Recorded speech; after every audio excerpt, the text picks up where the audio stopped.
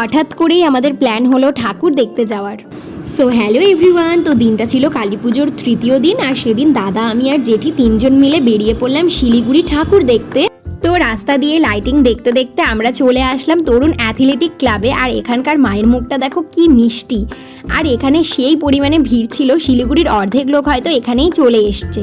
আর তারপর আমরা চলে আসলাম আরেকটি ক্লাবে, আর এখানকার ক্লাবটির নাম আমার ঠিক মনে নেই, তোমরা জানলে কমেন্টে জানাবে তো।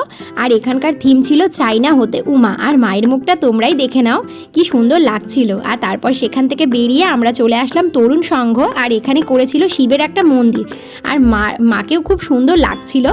তো তারপর আমরা চলে আসলাম একটা এগরোলের দোকানে, আর এগরোল খেয়ে চলে আসলাম কাঞ্চনজঙ্ঘা স্টেডিয়ামে। এখানে হচ্ছিল মেলা, আর জেঠি এখানে একটা লটারি কেটেছিল, তো এখানে পেয়ে গিয়েছে একটা ঝুড়ি।